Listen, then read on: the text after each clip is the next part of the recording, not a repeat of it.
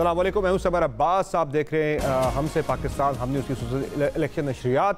और अब नाज़रीन हुकूमत साजी का मरहला शुरू हो चुका है, तो चूँकि 95% से अब 98% कहीं 100% नताइज जो हैं वो कंपाइल हो चुके हैं और सेंटर में PTI बैक्ड इंडिपेंडेंट जो हैं वो लीड करते हुए नज़र आ रहे हैं 90+ सीटों के साथ। और नून लीग जो है वो खड़ी है 60s के अंदर, 64, 65 पे, सॉरी 71 पे खड़ी है। पीपल्स पार्टी जो है वो 54 पे खड़ी है। इसी तरह से पंजाब में नून लीग लीड करती हुई नज़र आ रही है और इंडिपेंडेंट बिल्कुल साथ साथ, इंडिपेंडेंट नून लीग साथ साथ ही है, लेकिन इंडिपेंडेंट उसमें कोई 20 से नून लीग के, तो वहाँ पे नून लीग की अक्सरियत बन रही है पंजाब के अंदर। मखसूस नशिस्तें मिला के शायद वो गवर्नमेंट बनाने की पोजीशन में क्लियरली आ सकते हैं। सिंध में पाकिस्तान पीपल्स पार्टी की बड़ी कंफर्टेबल मेजॉरिटी है, वो आराम से गवर्नमेंट बना लेंगे। खैबर पख्तूनख्वा के अंदर पाकिस्तान तहरीक इंसाफ की गवर्नमेंट बन जाएगी और बलूचिस्तान के अंदर मखलूत हुकूमत बनेगी। बलूचिस्तान के अंदर पाकिस्तान पीपल्स पार्टी लीड कर रही है, साथ साथ पीछे नून लीग और जमीयत उलमा इस्लाम पे खड़ी हैं। आज जो नाज़रीन बातचीत शुरू हो चुकी है, राब्ते शुरू हो चुके हैं कल रात से ही, और इस सिलसिले में नून लीग ने रब्ता किया पीपल्स पार्टी के साथ हुकूमत साजी के लिए। पीपल्स पार्टी ने रब्ता किया मौलाना फजलुर रहमान के साथ। नून लीग का MKM के साथ भी रब्ता हो चुका है। और एक इंटरेस्टिंग चीज़ यहाँ पे जो सामने आई है कुछ देर पहले, वो ये है कि पाकिस्तान तहरीक इंसाफ के रहनुमा बैरिस्टर अली जफर साहब, जो कि आज गए थे अडयाला जेल में खान साहब से मुलाकात करने के लिए, उन्हें मुलाकात नहीं करने दी गई, लेकिन उन्होंने बड़ी अहम बात की। उन्होंने कहा कि अगर हमारी अपनी मखसूस नशिस्तें पूरी नहीं होती तो फिर हम ये कर सकते हैं कि हम किसी भी पार्टी का वज़ीर आज़म बनवा दें और ख़ुद जो है उस हुकूमत का ऐसा ना बने। तो उन्होंने कहा जी पीपल्स पार्टी के साथ इस हवाले से बात हो सकती है, यानी कि PTI जो है वो गौर कर रही है कि पीपल्स पार्टी का वज़ीर आज़म बनवा लिया जाए और ख़ुद उस हुकूमत का हिस्सा ना बना जाए, नून लीग को हुकूमत में आने से रोकने के लिए। क्या होने जा रहा है? इंटरेस्टिंग माहौल है, इंटरेस्टिंग सूरत हाल है सियासी। बात करेंगे पाकिस्तान तहरीक इंसाफ के सीनियर रहनुमा और पाकिस्तान तहरीक इंसाफ के मरकज़ी इत्तलात भी हैं रऊफ़ हसन साहब, और आर्मी चीफ का जो बयान है उसको भी ज़रा हम मज़ीद डिसाइफर करने की, उसमें जो मुज़मिर जो पैगामात हैं तमाम, बल्कि मुज़मिर क्या बड़ा खुल के उन्होंने तमाम सियासी जमातों को पैगाम दिया कि अब मिलजुल कर आगे बढ़ा जाए। जो है ये नफ़रत की, तकसीम की, नारकी की जो सियासत है, जो पाकिस्तान में पोलराइजेशन की सियासत है, उसे दफन करके आगे बढ़ा जाए। रऊफ़ हसन साहब बहुत शुक्रिया, आपने प्रोग्राम में ज्वाइन किया। तो सबसे पहले तो ये बताएं कि अब जो हुकूमत साजी का मरहला शुरू हो चुका है, तहरीक इंसाफ इस मरहले में कहाँ खड़ी है? ज़ाहिर है अभी आपकी कोशिश पहले होगी कि आपकी मखसूस नशिस्तें आ जाएं, फिर आप अपनी हुकूमत बनाने की कोशिश करें, लेकिन ज़ाहिर मखसूस नशिस्तें जो बज़ाहिर लग रहा है कि आपको शायद ना मिल पाए। Thank you summer. देखिए 2-3 असूली फैसले किए गए हैं, वो मैं आपके साथ शेयर कर लेता हूँ। एक तो आज आपने जिक्र किया गौर साहब की प्रेस कॉन्फ्रेंस में, वहां मैं बैठा हुआ था, तो उसमें तकरीबन 60 के करीब सीटें हैं जो नेशनल असेंबली की वो कंटेस्टेड हैं हमारे नजदीक। इनमें से कुछ सीटों के ऊपर 22 या 23 सीटों के ऊपर फॉर्म 45 हमें दे दिया गया था, लेकिन वही उसी किस्म का फॉर्म 41 जो है वो कुछ और लोगों को भी दिया गया है रात के अंधेरे में। इसके अलावा कुछ तकरीबन 40 के करीब जो नशिस्तें हैं वहां रॉन्गली जो जीतने वाले थे उनको हारने वाला बना दिया गया और हारने वाले जो थे उनको जीतने वाला बना दिया गया। ये तकरीबन 60 के करीब जो हैं वो कंटेस्टेड सीटें हैं। हमने फैसला किया है कि जी इसके ऊपर हमने कानूनी जद्दोजहद करनी है। हम इनको पिटिशंस जो हैं वो इलेक्शन कमीशन में लेके जाएंगे, उसके बाद अगर जाना पड़ा तो हम हायर जुडिशरी में भी जाएंगे। तो सबसे पहले तो ऑल्दो हम इस वक्त भी सेंटर में लीडिंग पार्टी हैं, लेकिन जब ये सीटें हमारे पास शामिल होगी तो हम अपने सर ये जो 100 इंडिपेंडेंट अब तक मुंतखब हुए उनमें से तहरीक इंसाफ बैठ कितने हैं? 100 में से 100 में से जी 93 जो हैं वो हमारी सपोर्ट के साथ इलेक्ट हुए हैं। बाकी 7 या 8 जो हैं वो एक्चुअली इंडिपेंडेंट है।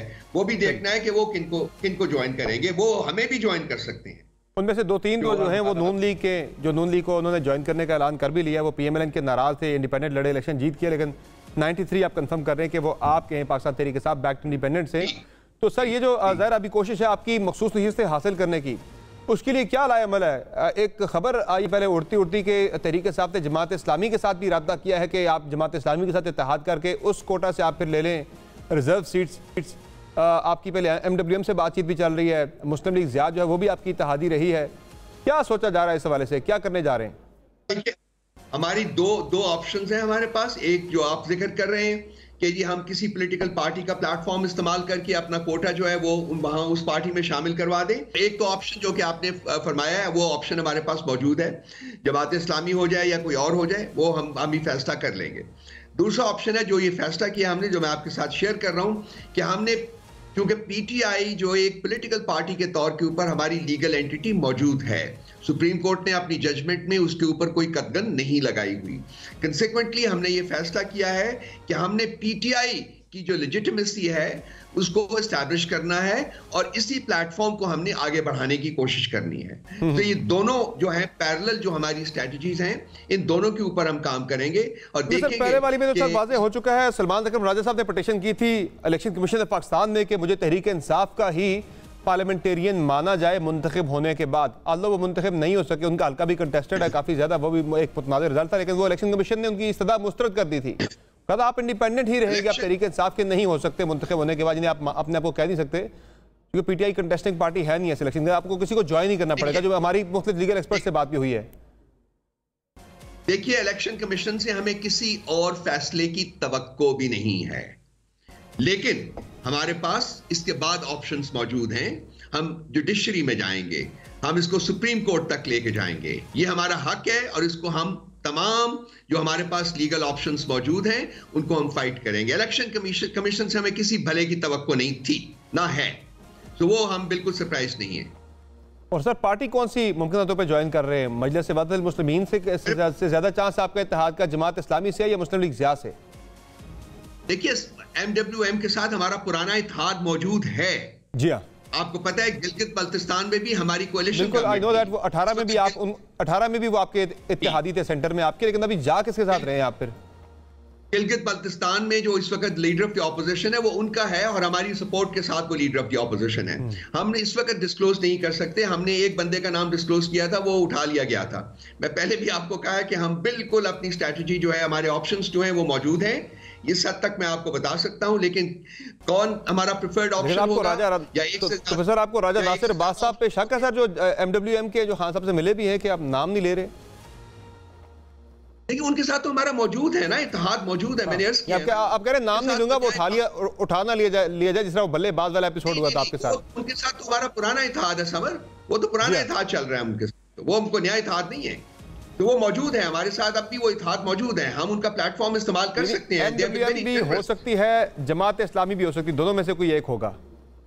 नहीं जी, और भी हैं हमारे पास, और भी ऑप्शंस मौजूद हैं। हमने देखना है कि कौन सी जमात जो है वो अपना कोटा क्लेम कर सकती है, ये एक बहुत इंपॉर्टेंट क्वेश्चन है, क्योंकि ये इत्तेहाद अगर होगा तो इसका जो प्राइमरी जो इसकी वजह होगी वो ये होगी कि ऐसी जमात के साथ शामिल हुआ जाए जो अपना कोटा रिजर्व सीट में से क्लेम कर सके। That's very important. एग्जैक्टली। और दूसरा सर मुझे ये बताएं कि 2013 के जो इंतखाबात थे उस वक्त तो पाकिस्तान तहरीक इंसाफ ने बड़ी एक मैसिव एक मूवमेंट शुरू की थी पूरे मुल्क के अंदर धांधली के हवाले से। अब भी नजर आ रहा है बाज़ाहिर के जो फॉर्म 45 के मुताबिक हम देखें तो पाकिस्तान तहरीक इंसाफ की 40 के करीब सीटें जो हैं 40+ ही बनती हैं जो पाकिस्तान तहरीक इंसाफ जीत रही है 45 के मुताबिक, लेकिन 47 में तहरीक इंसाफ की वो सीट नहीं है, वो सीट किसी और की है। तो ये बताएं कि अब आप क्या करेंगे? इस मरतबा आपकी सीटें ज़्यादा जो है वो बज़ाहिर जो आपके बकौल भी काटी गई हैं 2013 की निस्बत भी ज़्यादा, तो क्या उस 2013 की तरह कोई धरना करे, कोई धरना देंगे, कोई लॉन्ग मार्च होगा, कोई एहतजाजी मूवमेंट होगी, या सिर्फ इसको आप लीगली कॉन्टेस्ट करेंगे सिर्फ अदालतों के अंदर? हमारी कॉन्फ्रंटेशन की कोई पॉलिसी नहीं है समर, मैं बड़ा कैटेगोरिकली ये स्टेट कर रहा हूं। हमारी इस सीटों के मसले में जो हमारे साथ ज्यादती हुई है डेफिनेटली हुई है, इसको हम लीगल डोमेन में आखिर तक लेके जाएंगे, कंटेस्ट करेंगे। नो धरना। हमें पूरी उम्मीद है कि हमारी सुनवाई होगी कोर्ट्स ऑफ लॉ में और हमें हमारा हक जो है, जो हमसे छीना गया है, वो वापस मिलेगा। सर कॉन्फ्रंटेशन से मुराद आपकी यही है ना कि नो लॉन्ग मार्च नो धरना? देखिए, अगर आप पाकिस्तान का कॉन्स्टिट्यूशन पढ़े तो पीसफुल प्रोटेस्ट जो है वो एक हक है हर शहरी का, हर पॉलिटिकल पार्टी का, उसको डिस्काउंट कंप्लीटली नहीं किया जा सकता। मैं लफ्ज इस्तेमाल कर रहा हूं कॉन्फ्रंटेशन का, हम कोई कॉन्फ्रंटेशन किसी रियासती इंस्टीट्यूशन के साथ नहीं करेंगे, ये हमारी पॉलिसी है। किसी रियासती इदारे से टकराव की पॉलिसी जो है वो इख्तियार नहीं की जाएगी। अच्छी सोच है, ये देर से आई है, लेकिन ये पहले भी अगर आ जाती तो आज 9 महीने होता, बाकी चीज़ें ना होती आज। तो सर ये बता दें, आज जो आर्मी चीफ का बयान था उसको आपने किया है सर, एक बड़ी यानी कि बड़ी खुली, आज उसमें खुल के बातें की आर्मी चीफ ने। उन्होंने कहा है कि अब हमें वो इंक्लूसिविटी की बात कर रहे हैं, वो इत्तेहाद की बात कर रहे हैं, वो एक स्टेबल गवर्नमेंट की बात कर रहे हैं, और साथ ही साथ वो कह रहे हैं कि अब मुल्क में अनार्की की और जो पोलराइजेशन की जो तकसीम की सियासत है इसे दफन करके अब आगे बढ़ना है, वो एक हीलिंग टच की बात कर रहे हैं। क्या आपने कैसे आपने रीड किया पाकिस्तान तहरीक इंसाफ ने इस बयान को? आप कैसे ले रहे हैं? यानी क्या था इस बयान में पैगाम आपके लिए या पूरी कौम के लिए? आप अगर हमारा मैनिफेस्टो देखें तो उसमें एक चैप्टर है जो एक्चुअली मैंने ही स्क्रिप्ट किया है, वो है हीलिंग द नेशन। ये हमारी बड़ी एक फर्म किस्म की ओपिनियन है कि इस मुल्क के ऊपर, इस रियासत के ऊपर बहुत निश्तर चले हुए हैं। ये बहुत जख्म खुर्दा रियासत है, इसमें से खून रिस रहा है। और इस स्टेज के ऊपर जब हम एक दूसरे से बात कर रहे हैं तो इसको मरहम की जरूरत है, इसको निश्तर की जरूरत नहीं है।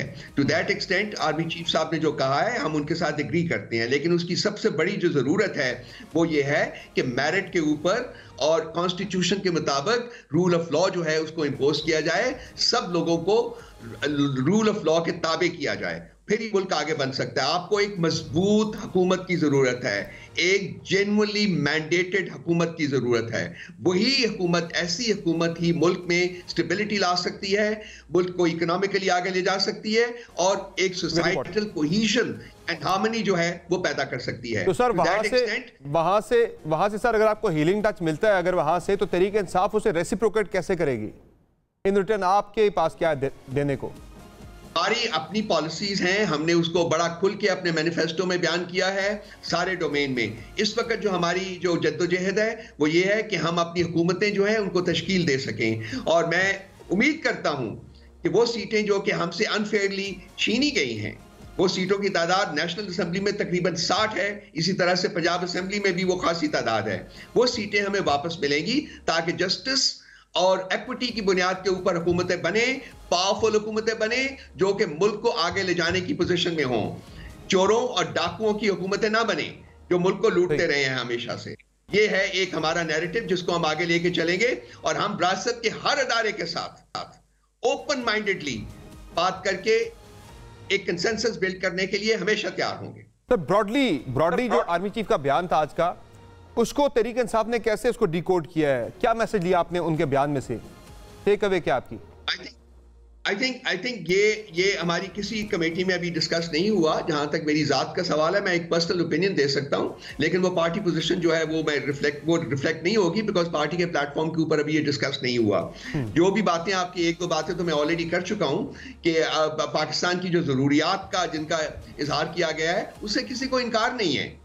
पाकिस्तान एक अच्छी, क्लीन, पावरफुल, मैंडेटेड हुकूमत की जरूरत है। इस वक्त पाकिस्तान के मसाइल बहुत ज्यादा हैं और एक प्रॉपरली जेन्युइनली मैंडेटेड हुकूमत के अलावा अगर कोई हुकूमत इंपोज की जाएगी, जो कि हमें नजर आ रहा है कि इस वक्त इंपोज करने की कोशिश की जा रही है, वो पाकिस्तान के मसाइल को हल नहीं कर सकती।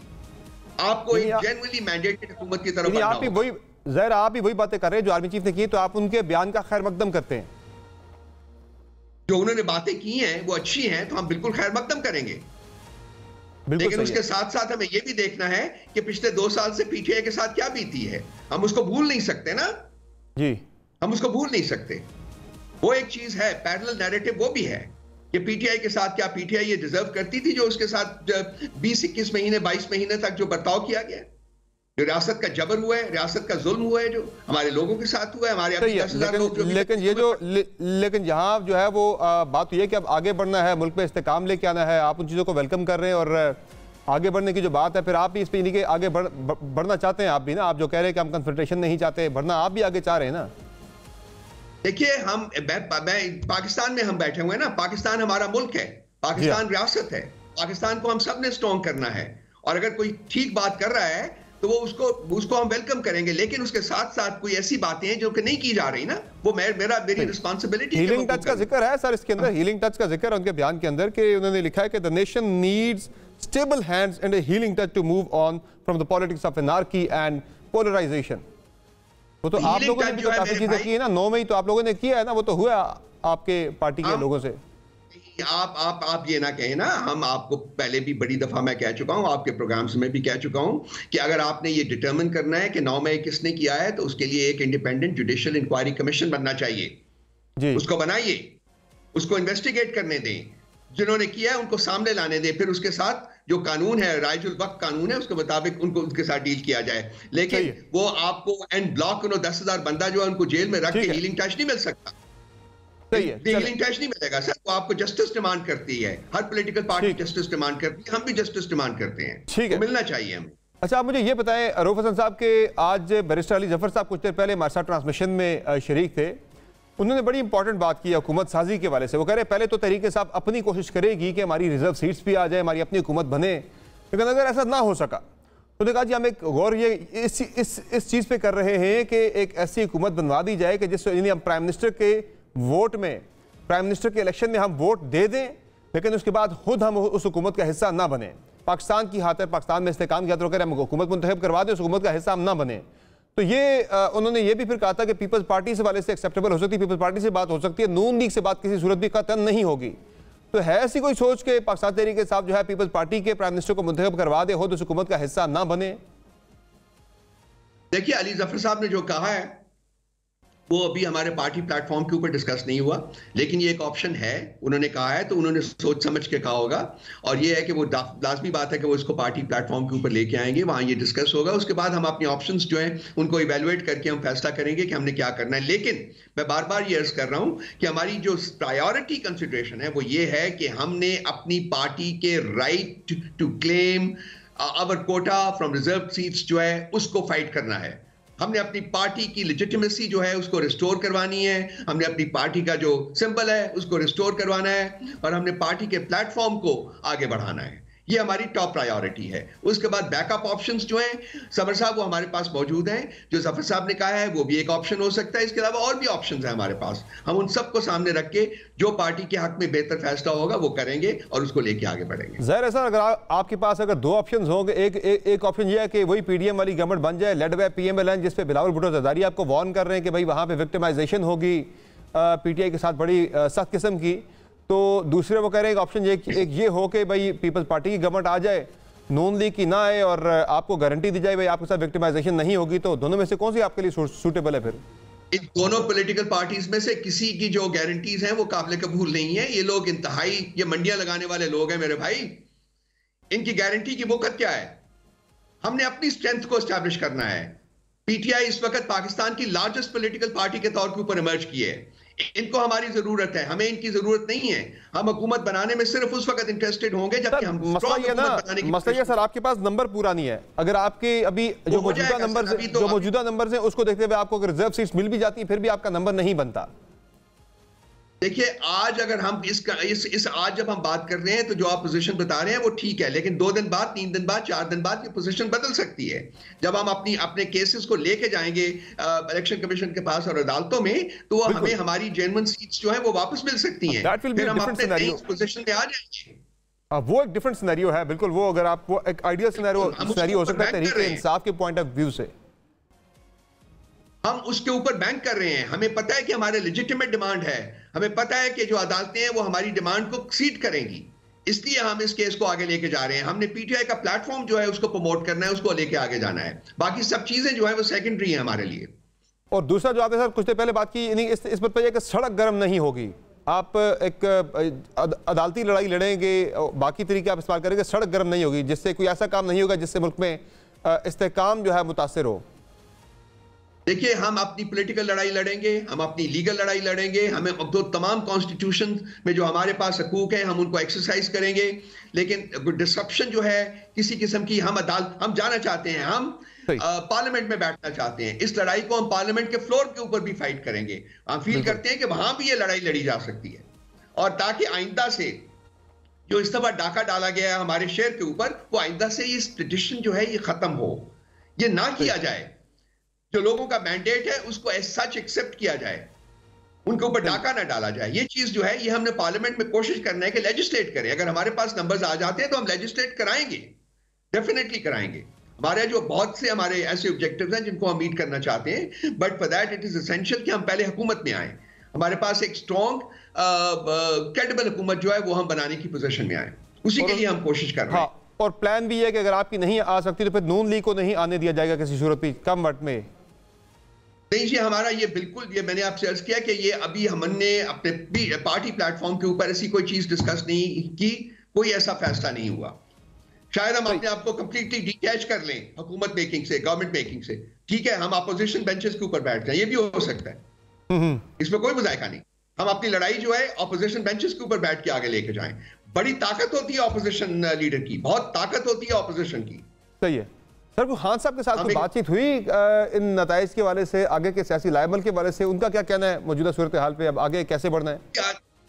आज उनका मैसेज आया है और उन्होंने कहा है कि जी अवाम का शुक्रिया अदा किया जाए। अवाम ने हमारी बहुत हम बहुत extremely grateful, we extremely obliged to know को इतने लार्ज नंबर्स में निकले हैं और उन्होंने पीटीआई में अपना कॉन्फिडेंस जो है उसको एक्सप्रेस किया है। उन्होंने ये भी कहा है कि जो हमारी लेजिटिमेट डिमांड्स हैं with regard to the seats जो कि हम फील करते हैं कि हमसे गलत खरीद छीनी गई हैं, उसके लिए हमने एक लीगल बैटल लड़नी है। उसके बाद उन्होंने ये भी कहा है कि जी कल आफ्टरनून में जिस कंस्टिट्यूएंसी में आरओज ने प्रॉब्लम क्रिएट किए हैं, हम एक पीसफुल अंदाज में जो वो लोग हैं जिनका हक मारा गया है, वो आरओ के दफ्तर के सामने जाके बिल्कुल पीसफुल अंदाज में एक प्रोटेस्ट जो है अपना वो रिकॉर्ड करवाएंगे।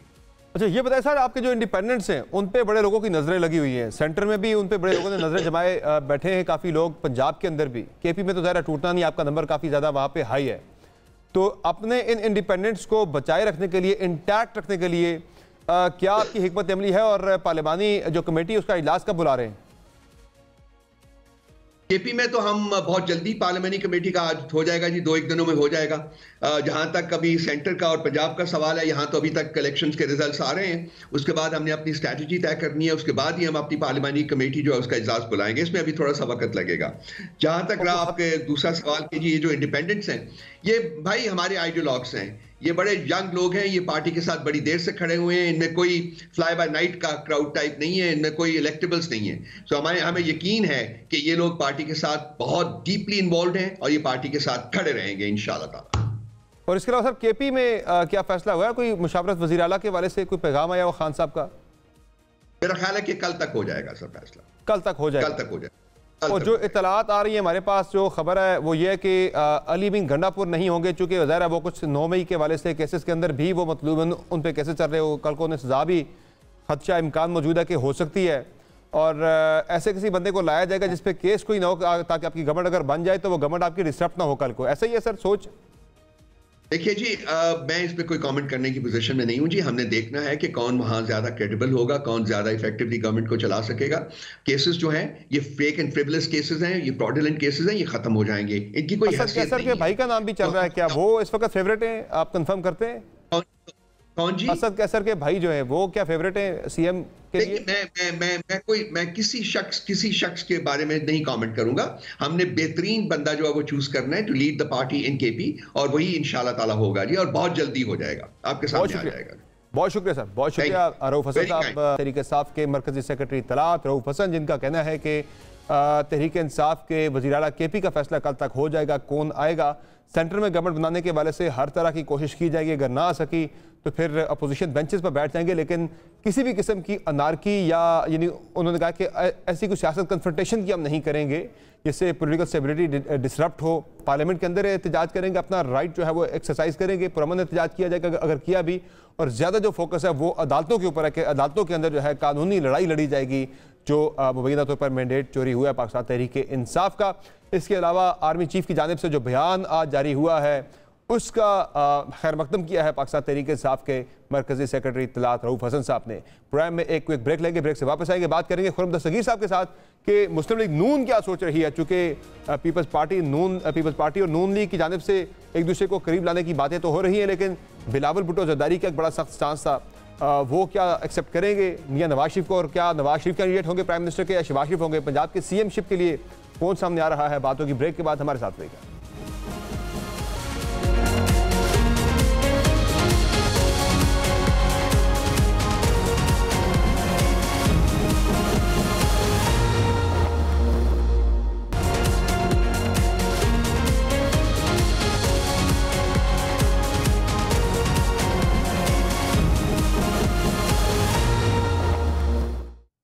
वेलकम बैक नाज़रीन। हुकूमत साजी के वाले से जोड़ तोड़ का सिलसिला जारी है। मुस्लिम लीग नून ने पाकिस्तान पीपल्स पार्टी से रब्ता किया है, मुस्लिम लीग नून की जानिब से MQM से रब्ता किया गया है, JUI से रब्ता किया गया है, लेकिन वजारत उज़्मा कौन लेगा, PML की जानिब से कैंडिडेट कौन होगा, मियां नवाज शरीफ होंगे या मियां शहबाज शरीफ होंगे, या मुस्लिम लीग नून पीपल्स पार्टी को वज़ारत उज़्मा ऑफ़र करती है, चूँकि तहरीक इंसाफ की जानिब से भी पाकिस्तान पीपल्स पार्टी को जो है ऑफ़र किए जाने का इम्कान मौजूद है। तहरीक इंसाफ के रहनुमा बैरिस्टर अली ज़फ़र ये इंदिया दे चुके हैं।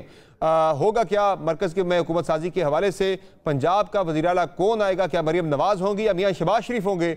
बात करेंगे मुस्लिम लीग नून के सीनियर रहनुमा खुर्रम दस्तगीर खान साहब से। सर बहुत शुक्रिया में ज्वाइन किया। सर ये बताएं कि हुकूमत साजी का सिलसिला चूँकि अब शुरू है, ये बताएं कि नून लीग पीपल्स पार्टी को दावत दे चुकी है, लेकिन पीपल्स पार्टी जो है वो ये दावा कर रही है कि हम अपनी हुकूमत बनाने की कोशिश करेंगे। पीपल्स पार्टी खुद से ख्वाहिशमंद है कि वो यहाँ पे हुकूमत बनाए। तो अगर पीपल्स पार्टी नून लीग की जानिब से जो हुकूमत साजी के लिए जो ऑफर है कि भाई आप हमारी कोalition में आए, उसे अगर नहीं मानती, अपने ही स्टांस पे रहती है कि भाई हमारा प्राइम मिनिस्टर आना चाहिए, हमारी गवर्नमेंट आनी चाहिए, आप हमारी कोalition में आए, तो उस सूरत में नून लीग की क्या पॉलिसी, क्या सोच होगी? जी, दोनों लीडरान के दरमियान गुफ्तगू हुई है, जरदारी साहब की और शहबाज साहब की, और अभी तो हर चीज़ मुमकिनात के अंदर है। अगरचे पीडीएम की जो हुकूमत थी 2022 से 23 तक, उसके अंदर एक मुस्बत तजर्बा रहा हुकूमत का, और काबीना में और पार्लियामान में बहुत अच्छा ताउन देखने में आया। लेकिन हालिया हफ्तों में बिलावल भुट्टो जरदारी की अपनी जो तकारीर हैं वो हमारे आड़े आ रही हैं कि उन्होंने जिस किस्म के ज़ाती हमले मोहम्मद नवाज शरीफ और मरीम नवाज साहिबा पे किए हैं, उसकी वजह से मुश्किल ज़रूर होगी, लेकिन जो आने वाला सियासी मंजर है उसके अंदर बहरहाल एक चूंकि कोalition रह चुकी है 16 महीने की, तो इसको हम तो मुस्बित नज़र से देख रहे हैं। सही है। तो सर ये बताएं मुझे कि बिलावल भुट्टो जरदारी पे एतराज आ रहा है, तो जरदारी साहब फिर एक्सेप्टेबल हो सकते हैं? नहीं, ये कहना मुमकिन नहीं। आई थिंक फैसला तो पाकिस्तान पीपल्स पार्टी के तौर पर होगा, बिलावल साहब की इंडिविजुअल पर नहीं होगा। तो ये पार्टी मिलकर ये फैसला करेगी। करीब पार्लियामानी पार्टी की मीटिंग भी कॉल हो जाएगी, तो वो सब जो अब नौमुंतखब अरकान हैं उनकी राय से ही ये फैसला किया जाएगा। लेकिन मुशावरत सबसे होगी। जिस तरह मैंने कहा, पीडीएम की हुकूमत में हमारे एमक्यूएम से बहुत अच्छे मरासिम रहे हैं और उन्होंने इसका एतराफ़ भी किया है, दूसरी जमातों के साथ भी रहे हैं, मुस्लिम लीग काफ के साथ रहे हैं, तो लिहाजा मुस्लिम लीग नून भी एक मजबूत पोजीशन में है। लेकिन इसका फैसला एक ओवरऑल तनाजुर में होगा, पंजाब की भी और जो आने वाली पाकिस्तान का सियासी मंजरनामा है उसके तनाजुर में। तो सर मुस्लिम लीग के वजीर आजम के कैंडिडेट जो है वो शहबाज शरीफ होंगे अब, या नवाज शरीफ साहब ही होंगे? क्योंकि सादा अक्सरियत तो मुस्लिम लीग को मिली नहीं है। मियाँ नवाज शरीफ ने तो सादा अक्सरियत की सूरत में प्राइम मिनिस्टर का कैंडिडेट आना था, तो आप शायद शहबाज साहब होंगे कैंडिडेट? पार्टी तो बिलाशुबा अपने कायद को ही चाहते हैं कि वो वजीर आजम बने, लेकिन आपको मालूम है कि इलेक्शन से एक दिन पहले सदर पार्टी शहबाज शरीफ साहब ने कहा था कि अगर सादा अक्सरियत मिली फिर तो हर सूरत नवाज शरीफ हमारे उम्मीदवार होंगे, लेकिन अगर सादा अक्सरियत से कम रहा मामला तो फिर इस पर मुशावरत होगी। तो लिहाजा अब मुशावरत का अमल जारी है। अच्छा, ये जो आर्मी चीफ का बयान आ जाया है वो बड़ा इंपॉर्टेंट है। वो सियासी तनाज़ुर में अगर उसे देखा जाए, एक तरफ वो जमहूरी कुव्वतों की नुमाइंदा हुकूमत की बात कर रहे हैं कि वो सियासत को कौमी मकसद के साथ साथ बेहतर तरीके के साथ पेश करें, और साथ ही वो ये कह रहे हैं कि सियासी जमातें जो हैं वो सियासी पुख्तगी और इत्तेहाद के साथ कौम के एतमाद का जवाब दें। वो तकसीम और जो अनारकी की सियासत है उसको ख़त्म करके आगे बढ़ने की बात कर रहे हैं। तो ऐसे में फिर आप क्या समझते हैं कि ये तहरीक इंसाफ भी इसमें शामिल है जो वो इंक्लूसिविटी की बात कर रहे हैं? उनके अरकान जो अगर एक अलहदा कोई ग्रुपिंग बनाना चाहते हैं जो कि अब आज़ाद हैसियत में है तो वो बना सकते हैं। असल उनका जो इशारा है वो इस तरफ है कि अब 2021 के बरक्स कौमी असम्बली में हुकूमत के वज़रा डेस्कों पर चढ़कर अपोजिशन को किताबें नहीं मारेंगे, और फाकी वज़रा जो हैं वो अपनी नशिस्तें छोड़कर आकर अपोजिशन लीडर को फ्लोर ऑफ द हाउस पर गालियां नहीं देंगे। तो ये जो एक कशीदा माहौल है उससे हम निकलने की कोशिश कर रहे हैं कि जो भी वजीर आजम हो वो सिर्फ इस वजह से डेस्कों के पीछे से ना आए कि उसको ऑपोजिशन से हाथ मिलाना पड़ेगा। तो हाँ, सबसे हाथ मिलाना चाहिए, एक दूसरे का एहतराम करना चाहिए, क्योंकि इस एहतराम की बुनियाद अवाम का एहतराम है जो मैंडेट उन्होंने दिया है। 8 सर, जो इसको इंग्लिश में ज़्यादा बेहतर शायद समझा सकूं कि जो उन्होंने जुमले हैं वो बड़े इंपॉर्टेंट हैं कि आर्मी चीफ जो कहते हैं कि the nation needs stable hands and a healing touch to move on from the politics of anarchy and polarization, which does not suit a progressive country of 250 million people. Sir इससे क्या मुराद है? वो कौमी हुकूमत की तरफ इशारा दे रहे हैं या हर जमात की कहीं ना कहीं वो इंक्लूसिविटी की बात कर रहे हैं? आपने इसको सर कैसे डिकोड किया है? लेकिन इसका ये मतलब नहीं कि आप इक़्तिदार में शामिल हो। आप अपोजिशन में रहकर भी जो शराफत की और एहतराम की सियासत कर सकते हैं, बाहमी जो एक दूसरे के लिए आपने इज्जत करनी है तो उसके लिए बात यह कि जो दोनों साइडें हैं ऐवान की, वो अगर इस पर मुतफिक हो, जैसा कि मेरी तवक्को है कि होगा, तो उसमें फिर सबसे बात हो सकती है। और अभी क्योंकि आज़ाद अरकान सबको साबिक हुक्मरान जमात के खाते में डाल देना दुरुस्त नहीं है। उनकी तादाद जो हतमी है वो इस वक्त जो टीवी पर दिखाई जा रही है उससे बहुत कम निकलेगी। जो उम्मीदवार हैं उनके बारे से आगे चल के बात करेंगे। एक और पेशरफ जो ये सर वो पाकिस्तान तहरीक इंसाफ और पीपल्स पार्टी में कुछ राब्ते होने का इम्कान नजर आ रहा है, चूंकि पाकिस्तान पीपल्स पार्टी से तहरीक इंसाफ राब्ता करने जा रही है और कुछ देर पहले अली जफर साहब हमारी ट्रांसमिशन में ये इंदिया दे चुके हैं कि पीपल्स पार्टी काबिल कबूल हो सकती है, उससे बातचीत हो सकती है, नून लीग से बात किसी सूरत भी नहीं होगी। और वो ये भी कह रहे हैं कि शायद पीपल्स पार्टी का वज़ीर-ए-आज़म मुंतखब करवा लें और ख़ुद हुकूमत का हिस्सा ना बने। तो ये कितना बड़ा सेटबैक होगा मुस्लिम लीग नून के लिए? एक टेक्निकल चीज़ भी अभी हायल है कि जो ख़वातीन की और मखसूस नशिस्तें हैं वो आज़ाद अरकान को हासिल नहीं होती, तो लिहाजा उन्होंने किसी न किसी जमात को ज्वाइन करके अपना वो जो नंबर है वो पूरा करना है। जबकि मुस्लिम लीग नून और पाकिस्तान पीपल्स पार्टी और MQM और JUIF को ये मरहला दरपेश नहीं है। हमारी लिस्टें मौजूद हैं और अनकरीब उनके नोटिफिकेशन भी हो जाएंगे। तो लिहाजा उनको वहां तक पहुंचने के लिए कि वो सिर्फ पीपल्स पार्टी और जो आज़ाद अरकान जो PTI के अलावा भी हैं और जो आज़ाद अरकान उनके हैं, उनको वहां तक पहुंचने के लिए कि सिर्फ पीपल्स पार्टी और वो जो ग्रुप है वो हुकूमत बना पाए, वो मुश्किल होगा। ये जो आज़ाद ने आपकी पार्टी की उनसे मुतालिक क्या कैलकुलेशन है? मरकज में पाकिस्तान तहरीक इंसाफ के कितने उम्मीदवार टूट सकते हैं जो नून लीग में जाएंगे, और पंजाब में कितने आपको लग रहा है कि पंजाब में वो टूट के PMLN की तरफ आएंगे? ये तो क्या सराई आइंदा चंद दिनों में आपको ख़त्म होती नजर आएगी। बहुत जल्द इंडिपेंडेंट्स फैसला कर लेंगे कि उन्होंने पीपल्स पार्टी में जाना है, मुस्लिम लीग नून में जाना है या किसी और जमात में जाना है, या अपनी एक अलग ग्रुपिंग बनानी है उन मखसूस नशिस्तों तक पहुंचने के लिए। लेकिन ये मैं ज़रूर कह सकता हूँ कि अभी जो नंबर आज़ाद अरकान का आ रहा है, जो जब सारे फैसले हो जाएंगे तो वो बहुत कम रह जाएगा। सर 93 है नंबर। कुछ देर पहले रऊफ हसन साहब ने तहरीक इंसाफ के सेक्रेटरी इत्तलात ने कंफर्म किया कि 100 में से 93 जो है पाकिस्तान तहरीक इंसाफ बैक्ड इंडिपेंडेंट से। इतना कम नहीं है सर। तो ये बताएं कि अब मखसूस नशिस्तों को मिलाकर पंजाब में नून लीग बड़ी वाज़ेह पोजीशन में आ गई है कि आपकी मखसूस नशिस्तें मिल जाए तो आपका वज़ीर आला अपना आ सकता है। तो अब तो ये वाज़ेह हो गया कि आपका वज़ीर आला आ रहा है पंजाब में। तो मरीम नवाज साहबा होंगी चॉइस पार्टी की या शहबाज शरीफ साहब होंगे? जी ये सारे फैसले पार्लियामेंट्री पार्टीज करेंगी और आइंदा आने वाले हफ्ते में ये फैसला हो जाएगा। और उसका ये बहुत हद तक मरकज से जुड़ा हुआ है कि मरकज में जो हतमी फैसला होगा उसके मुताबिक उसके मुज़मरात में होगा कि पंजाब में कौन वजीर आला इंशाल्लाह मुस्लिम लीग नून की तरफ से बनेगा। तो सब इलेक्शन की एक्सरसाइज हुई है, आप इससे मुतमईन हैं या इसमें जो खराबियां हुई, काउंटिंग का प्रोसेस स्लो था, सीटें ऊपर नीचे हो गई, काउंटिंग के दौरान मोबाइल फोन सर्विस का बंद होना, आप मुतमईन हैं सारे प्रोसेस से?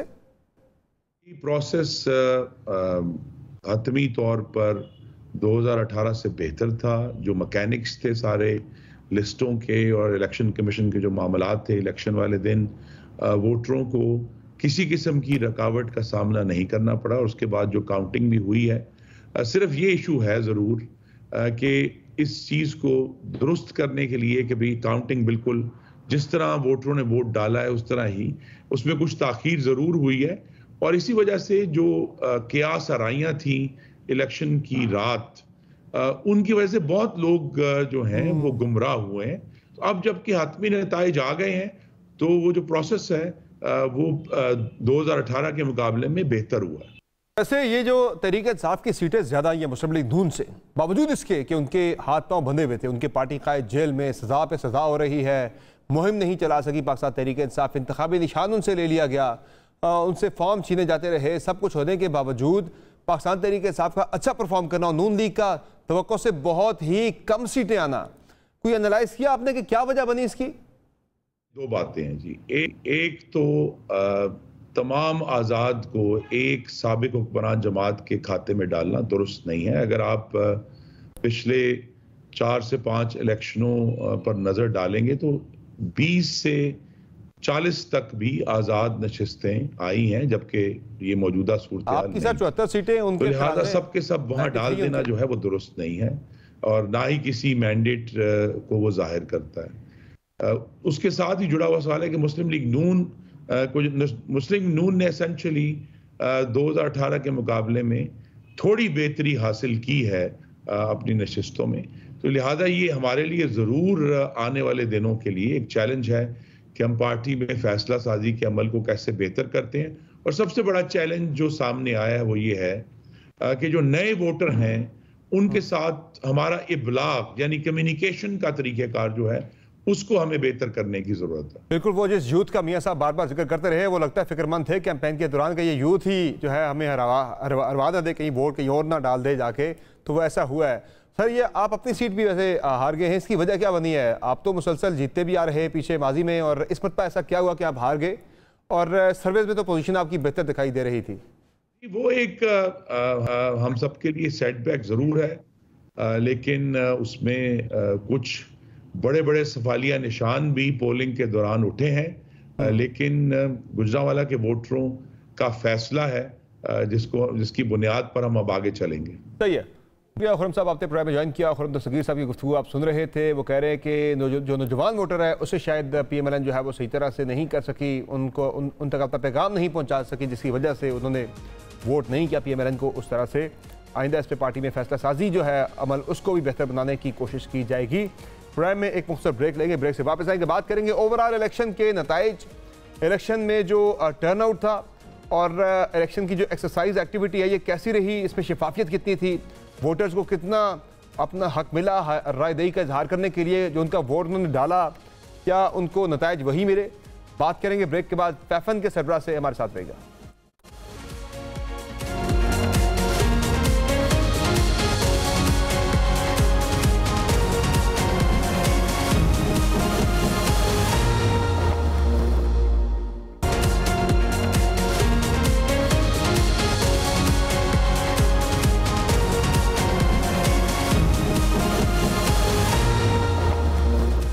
वेलकम नाज़रीन। इलेक्शन की शफाफियत के हवाले से बहुत ज़्यादा सवालात उठ रहे हैं।